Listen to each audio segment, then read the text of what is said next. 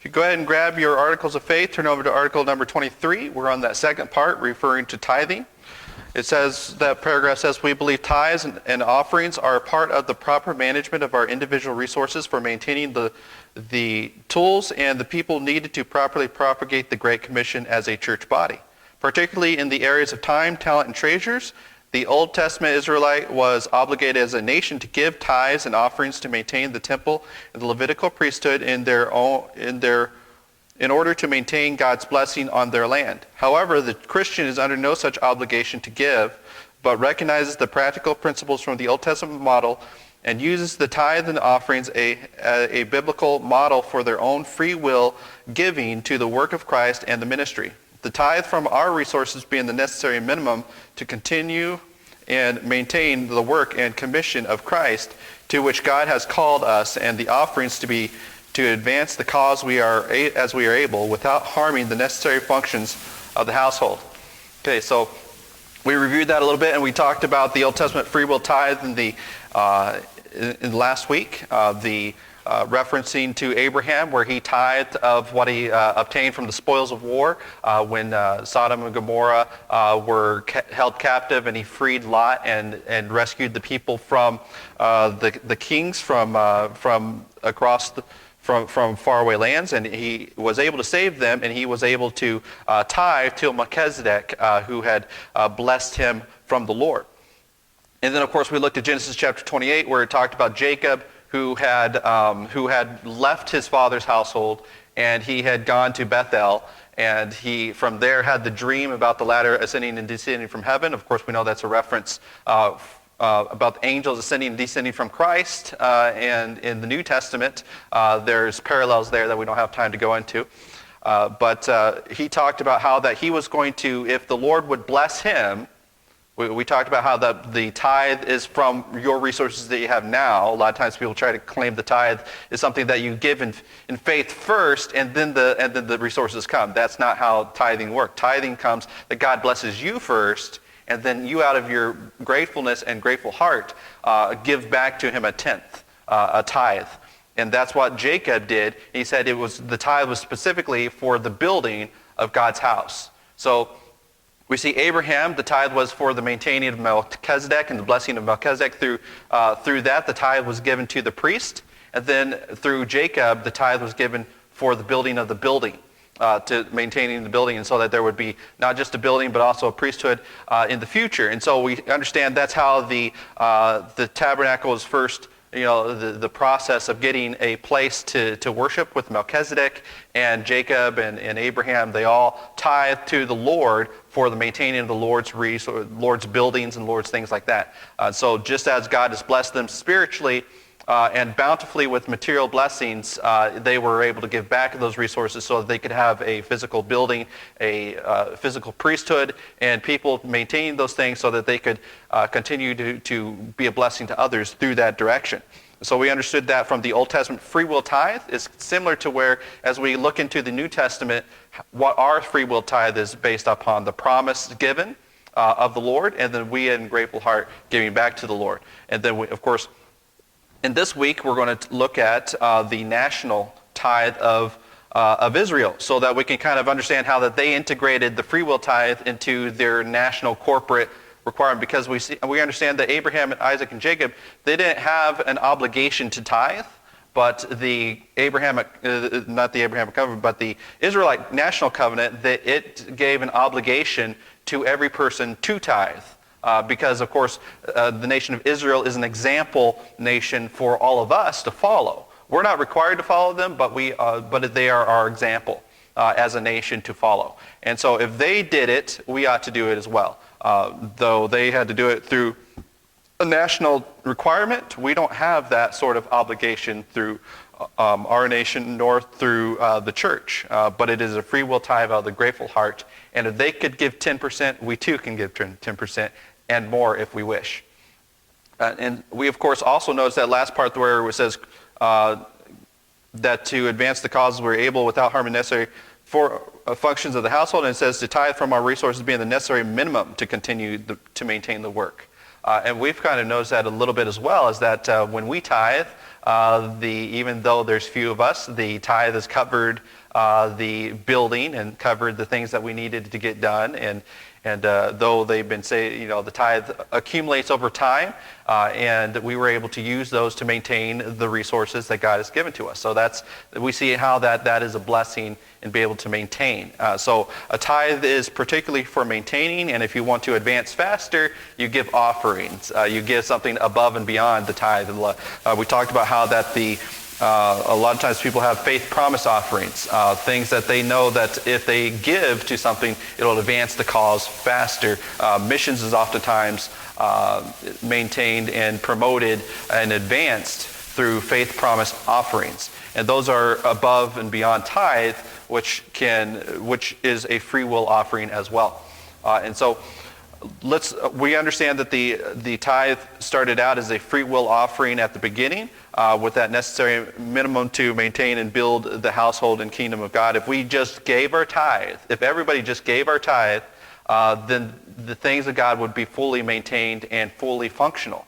A lot of times people talk about how, I'm just going to give, whatever amount I want. And then a lot of people, they don't even give. And other people give more. But they say the average is like 5% or less, that people attending church versus them actually tithing is that it averages out about 5%. So most people are not tithing in church, and then they wonder why the resources are not there, not available, and that they have to constantly have bake sales and all these random things to maintain the church. It's because you're not tithing, you're not grateful for what God has given to you, you want to hold on more to it, and then you hope that other people will take up the slack. But if we all maintain that 10%, it will not harm the household, nor will it harm the church of God, and it will maintain the church of God, and we'll have all the necessary funds available if we just simply tithe as we are called to in the scriptures in their example. So let's go ahead and go to the national tithe, take a look at that and kind of the principles that we can draw out of that for our own tithe.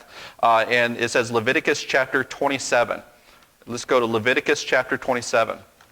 Of course, Leviticus is kind of like maintaining and ordering how that the priesthood of the Old Testament was supposed to be organized.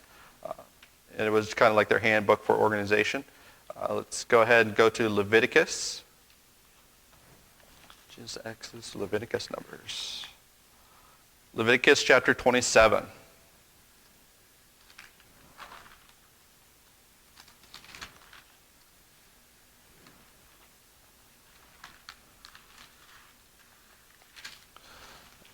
Leviticus chapter 27, verses 30 through 34.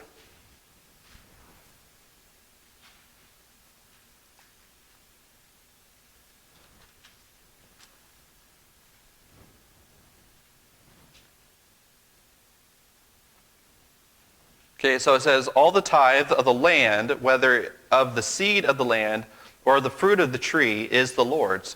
It is holy unto the Lord. So we understand that the Lord has blessed. There's a particular blessing for giving a tithe of all that you receive from the land. Particularly from the land, of course, nowadays we don't have a direct connection to the land unless you're a farmer or something where you get the seed tithe or whatever. But we usually, in our land, rather than just doing a barter system, we usually convert all that into money. And there's a passage in the Old Testament where it says, if it be too far for thee, you can convert it to money and then bring it over. And typically, in our society, we don't bring bushels of wheat. Say the farmer over here has 100 acres. He said, and then he goes on harvest season. He comes to the church, says, "Here's your acre of corn," and he's got it all husked and everything, and it's all in bags of corn. If he wanted to, the farmer could go ahead and do that biblically. But typically, what we do is we convert that into cash because it's a lot simpler doing that rather than having the church secretary haul bags of corn to the market to sell so that they can get converted themselves, or to try to say, okay, everybody, we're going to have a corn meal feast at the church every other week, to use up that corn for the Lord. And so we understand that we convert those things. But here it says, the tithe of the land, whether of the seed of the land or the fruit of the tree, is the Lord's. It is holy unto the Lord. So in their model, they said, hey, whatever you get from the land, because they were an agrarian society, was holy unto the Lord. So they were required to give that to the Lord, that the Lord produced it so that they could give it to the Lord to maintain the priesthood. And if a man will at all redeem aught of his tithes, he shall add thereto a fifth part thereof. So he says, hey, if you want to take back that tithe, say, hey, I don't want to give a tithe this week or this harvest, then if you want to redeem that, you have to give 5% more.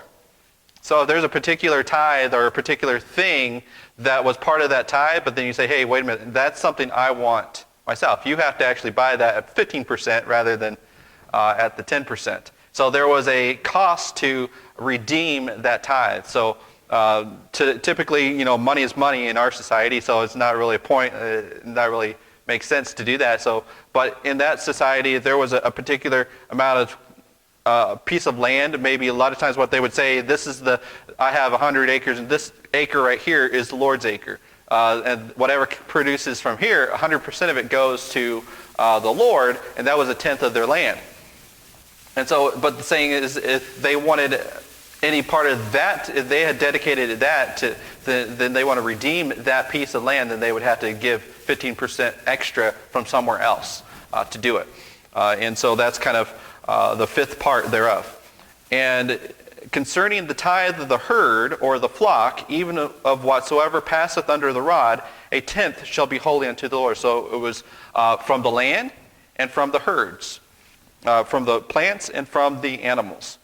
And he shall not search whether it be good or bad, neither shall he change it. And if he change it at all, then both it and the change thereof shall be holy. It shall not be redeemed. So you could change the fruit, the food, the vegetables and stuff. You could change that out, but you could not change out the animals. And it says, it shall be holy, it shall not be redeemed. These are the commandments which the Lord commanded Moses for the children of Israel in Mount Sinai. Not for all the world. A lot of people say, well, if you don't pay your tithe, then God's going to curse you, and you're going to have a curse from the Lord, according to Malachi. But this commandment is not from the Lord for the whole world. It is their example, but the requirement, as a requirement, it is to the children of Israel in Mount Sinai. And so that is where they received that requirement to do the tithe. So ours is based on the free will offering from the Abraham and Jacob. And then, of course, we're going to see that later on in the New Testament when we review those passages, kind of how it ties into before the law and not from the law. It's because we are not Israel. We are Gentiles, just like before Israel came about. So here in this passage, again, we learn about the tithe that's from the land, from the animals, and it is required for the children of Israel. So that's a national tithe. Numbers chapter 18. Let's turn over to Numbers chapter 18.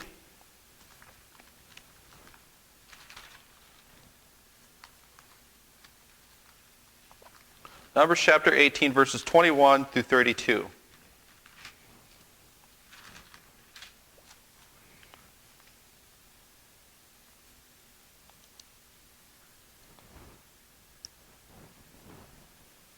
Verse 21 through 32. Let's go to verse 20. And the Lord spake unto Aaron, thou shalt have no inheritance in their land, neither shalt thou have any part among them. I am thy part and thine inheritance among the children of Israel. So here we are looking at the priesthood. The priesthood, according to the law, had to be fully supported from the people. They weren't supposed to have a piece of land, a piece of property. They weren't supposed to have an income outside of the people giving them the tithe. And so this is showing, of course, and we looked, of course, earlier with 2 Corinthians chapter 9, where Paul talks about how it's necessary and important for us to pay our ministers, and that also that they have a right to getting a pay from the ministers, and they ought to be, and ministers should be full-time off of the ministry of the church, and that is the way the example is, that how they ought to be. And because the Lord says, the Lord spake unto Aaron, thou shalt have no inheritance in their land, neither shalt thou have any part among them. I am the part and thine inheritance among the children of Israel. So in this example, we see that if the Levites and such were going about harvesting and doing all those things, they would have no time for the things of the Lord.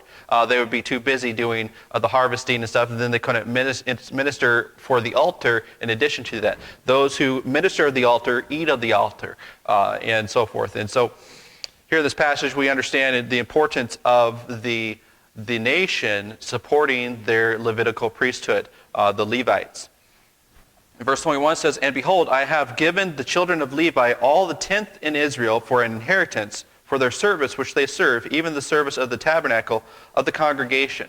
So we see here two things, is that just as with Abraham and Jacob, one was for the Abraham tithed to the Melchizedek, the priest, and then Jacob tithed for the building. I will surely give a tenth unto thee, so that there would be a building here in Bethel. And so we see the priest and the building. Here we see the Levite and the congregation, the tabernacle of the congregation. So we see both the building and the people that receive of the tithe. So that tithe is supposed to be for both maintaining the building and paying your ministers. And so that is the requirement for the tithe. And of course we talked about the tithe being a tenth. It takes about 10 families to fully support a minister.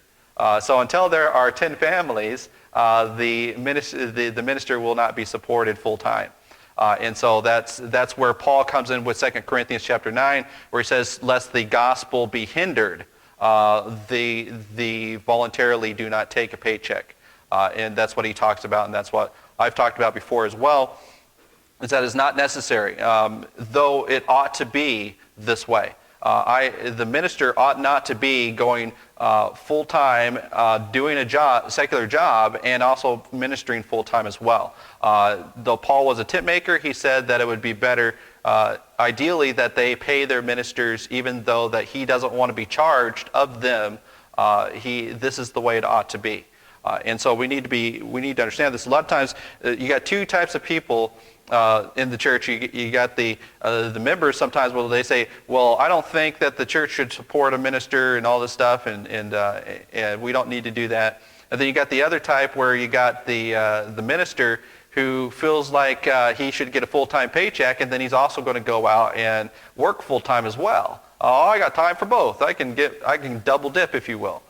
No, you need to desire, and a lot of times, small churches, they'll never get to that point of really being a full-time minister, but we ought to strive for it. We ought to seek it. And a lot of pastors, they artificially keep their church small because they never seek going full-time. They always enjoy being that full-time whatever else, and then they never have time for the ministry. You should seek and make sacrifices to try to do that. And that's, obviously I have a crazy job myself, and I seek and desire to actually be full-time at a church. But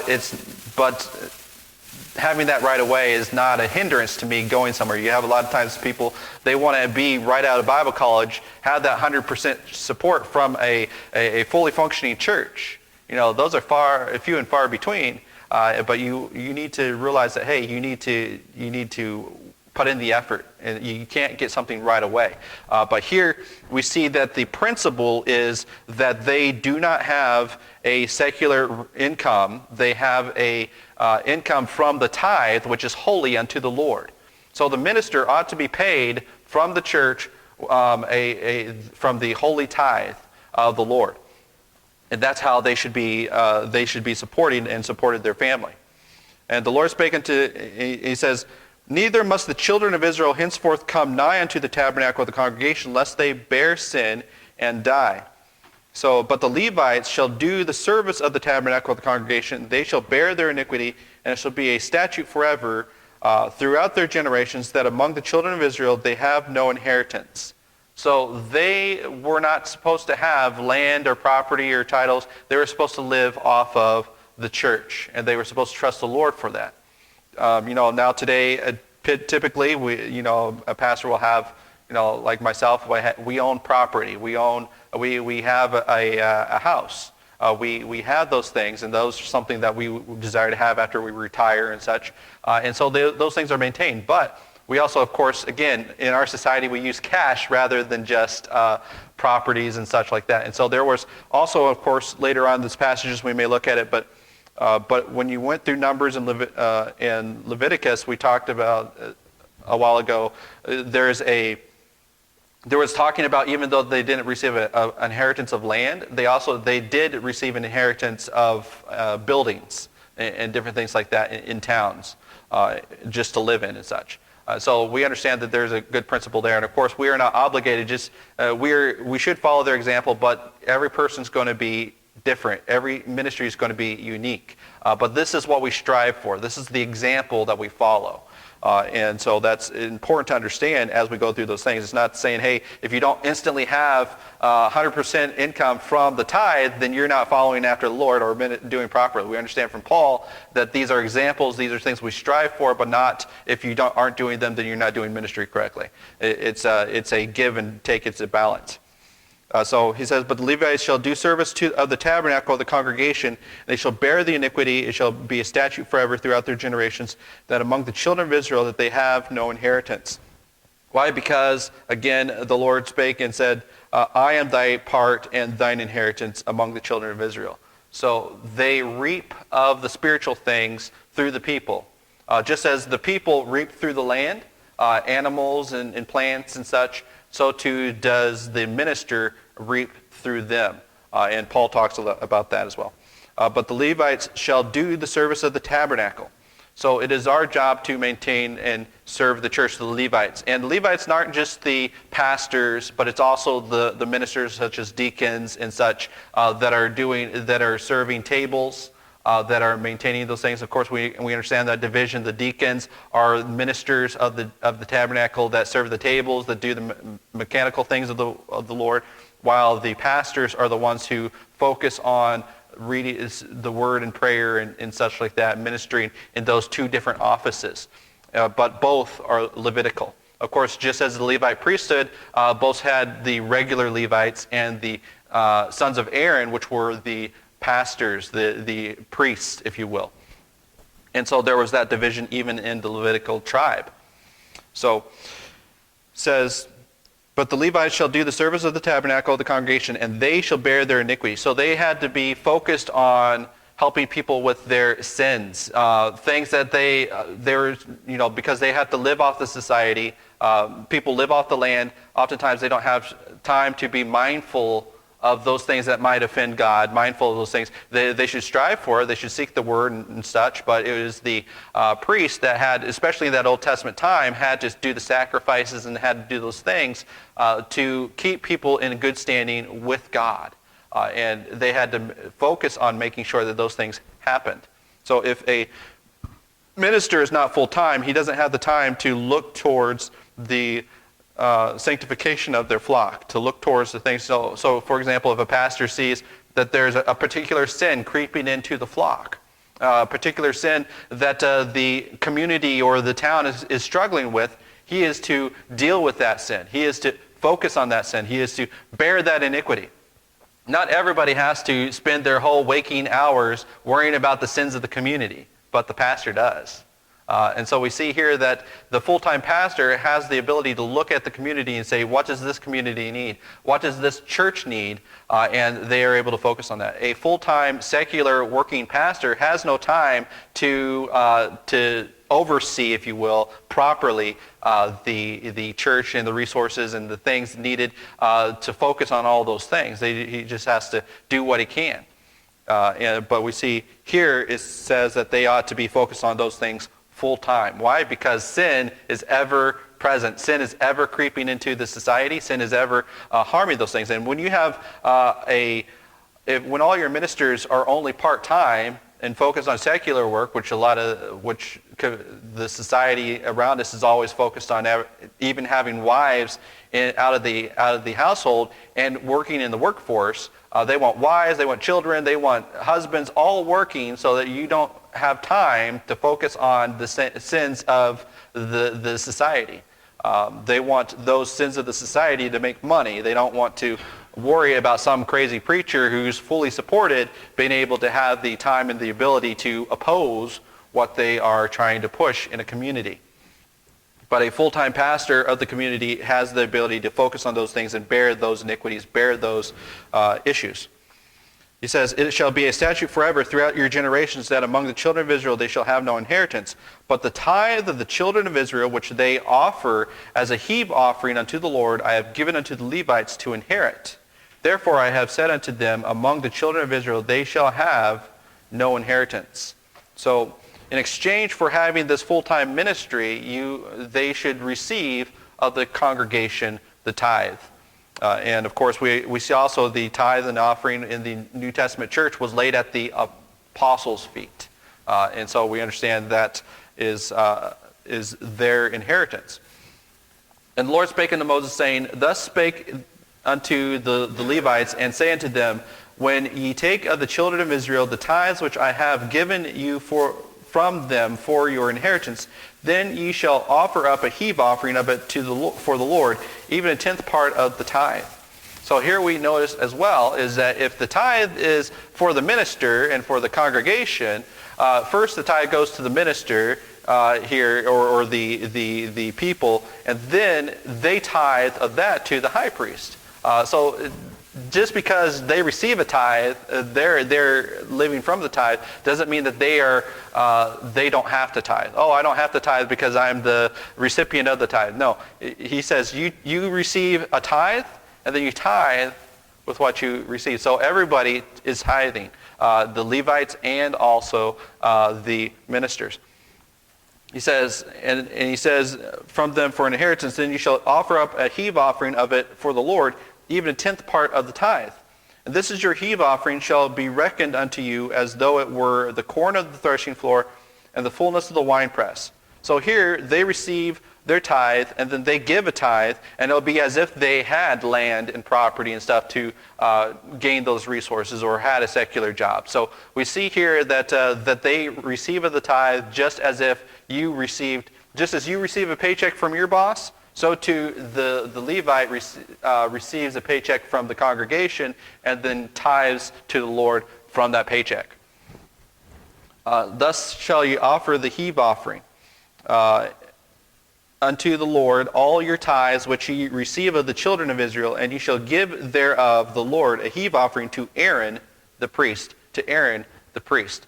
And so here it says to Aaron the priest, and of course Aaron the priest was a stand-in for the high priest. The Lord Jesus Christ is our high priest. As Christians, we understand that not Aaron's line of the Levitical priesthood, but rather through Melchizedek, and just with Abraham and Jacob, so too we have a priest, even though we're not part of Israel, even though we're not part of the Levites, we have a Melchizedek priest, Jesus Christ, and we give an offering unto the Lord. So just as the church tithes to the ministers, tithes for the ministries, so to a tenth of that will go over unto the Lord for the Lord to use in different areas and such like that. And so just as the Lord calls unto us to tithe for the building, we can give it out to missionaries and so forth to further the cause of Christ. And so thus shall ye offer a heave offering unto the Lord all your tithes, which ye receive of the children of Israel, and ye shall give thereof the Lord's heave offering to Aaron the priest. And so the people gathered it, and the Levites, but Aaron the priest, it's interesting that Aaron the priest did not receive tithe of the land directly, or the people directly. He received it of the ministers. And so I think that's kind of interesting that missionaries, if you will, they receive not necessarily of individual members, but they receive of churches. I think Paul the Apostle, when he went and did his ministries, he received of churches, right? The churches supported him. They went that. And that's kind of similar to what it is when the pastors and the churches tithe and they receive and they build up locally, and then they are able to send out missionaries to do the Lord's work in other places. And so we see even the tithe can be used to support missionaries or the Lord's work in other places. And thus shall you offer the heave offering. In verse 29, and then out of all your gifts, notice this, in addition to tithe, gifts, ye shall offer every heave offering of the Lord of all the best thereof, even the hallowed parts thereof out of it. Therefore thou shalt say unto them, when ye have heaved the best thereof from it, and then it shall be counted unto the Levites as the increase of the threshing floor, and the increase of the winepress, and ye shall eat it in every place, and ye in your households, for it is your reward for your service in the tabernacle of the congregation. So they are able to use it in their households. They are able to use that tithe that they obtain. So oftentimes people say, well, I'm supporting them. Why are they doing this? And why are they, and they're so involved in trying to determine where the pastor is spending his paycheck. When you give that paycheck up, that's for the pastor to do as he pleases, just as you do as you please with your land. You know, the pastor doesn't come in there and try to, with a microscope, try to examine every dime that you spend in your house. So when you tithe to the Lord, yes, that's holy unto the Lord, and yes, that's your tithe, but you're giving it up to the Lord, you're giving it to Him just as if He had received it from the threshing floor. Now He can use it in His houses. It doesn't have to say, okay, this is my tithe, but here's where it all goes. No, the minister receives that tithe just as a paycheck, and then he can spend it however he pleases, however it pleases. Of course, we would always want to spend that wisely. You know, just as with any money that you receive, you got to spend it wisely, but you have the right to spend it however you wish. So too the pastor has a right to spend his money however he wishes. It says, the increase of the winepress, and you shall eat it in every place, ye in your households, for it is a reward for your service to the tabernacle of the congregation. So the tithe is a reward. It is a paycheck for him to use wherever he needs to use it. And ye shall bear no sin by reason of it, when ye have heaved from the best of it, neither shall ye pollute the holy things of the children of Israel, lest ye die. So, you shall bear no sin by reason of it, by the use of it. So a lot of times, basically, the tithe was holy unto the Lord, but when you receive that reward, it is still useful for the common things that you need. And so that's basically what it's talking about there. And he says, neither shall you pollute the holy things of the children of Israel, lest ye die. And so the use of it, you can use it in the common ways because it's your reward, it's your paycheck.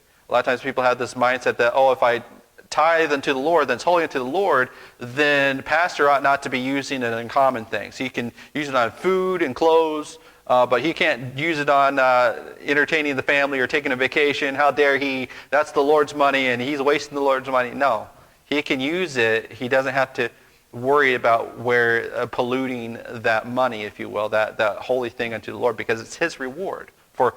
Why? Because he gave service to the tabernacle. And so we understand the tithe is both for the maintaining of the building and for the paying of your ministers, whether those are deacons, full-time staff members, pastors. It's all there for the use of those ministers. And of course here in, let's go over to Deuteronomy chapter 12. Deuteronomy chapter 12.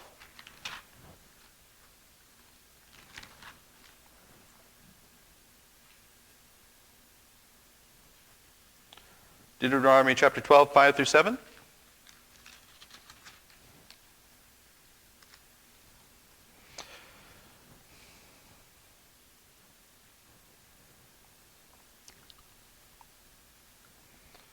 But unto the place which the Lord your God shall choose out of all your tribes to put his name, there even unto his habitation shall ye seek, and thither thou shalt come. And thither ye shall bring your burnt offerings, and your sacrifices, and your tithes, and your heave offerings of your hand, and your vows, and your freewill offerings, and the firstlings of your herds and of your flocks. And there ye shall eat before the Lord your God, and ye shall rejoice in all that ye put unto your hand unto ye and your households, wherein the Lord thy God hath blessed thee. So here, basically, you got a place where you can gather together. You got a church building. You got places that the Lord put his name here. We have out there is like Bible Baptist Church, and so and Maranatha there is Lord, may the Lord come, and so basically here, this building is where the Lord has his name. This building is the place where we gather. This building is where we bring the tithes into his storehouse. We bring those things that he's called us. Not only just the tithe, but whatever, we come together. And we can come together and we can fellowship over those things. You know, so for example, just as the building is maintained, so too is the ministry is maintained, the minister is maintained, so too you can also maintain ministries or serving of tables. Here in this passage, they've gathered together and now they're going to have fellowship. Here they've gathered together, they brought all their tithes, and he says, ye shall eat before the Lord your God. So when they gather together in this manner, they too could, of those resources, have a fellowship together. They can gather and use those tithes in addition to the building, the ministers. They can also do the ministries. And this part is the fellowship ministry, of course. And it says, and ye shall eat before the Lord your God, and ye shall rejoice in all that ye put your hand unto, and your households, wherein the Lord thy God hath blessed thee. So we see the importance of bringing those things together to where the Lord has given them. So a lot of times people will also, they'll say, I'm tithing, but then they give it to the televangelist. Oh, I'm tithing, but then they give it to the soup kitchen. I'm tithing, but I'm going to give it to some random person on the street, and that's my tithe. No, that's not tithing. Tithing is bringing it to where the Lord has placed his name. Tithing is not, well, I'm going to give it to some random missionary on the field somewhere. Or sometimes what people will do is when they have a faith promise offering, they say, okay, I'm going to have faith promise, but I'm going to have 5% of my tithe go to faith promise, and then 5% of my tithe go to the offering. That's not how it works. Tithe is for the ministries of the church. A tithe is for the ministers. Tithe is for the building and maintaining those things.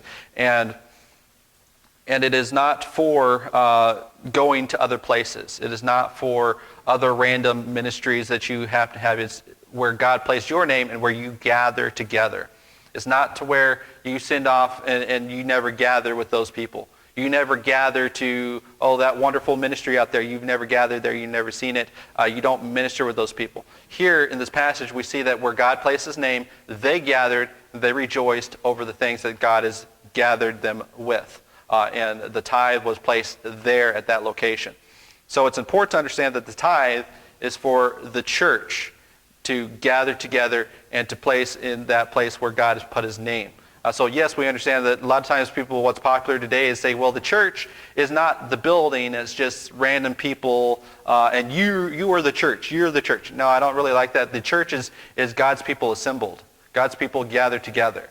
And whether that's in a building or a field or somebody's house, if they're gathered together in the name of the Lord, where two or more gather together and my name is there, and they say, yes, we gather together, we are here for the Lord, this is where God has placed his name, this is where we are going to be, then that's where the church is, and not some random different places, and not when you're on the golf course or out fishing or talking to your neighbor, oh, I'm the church.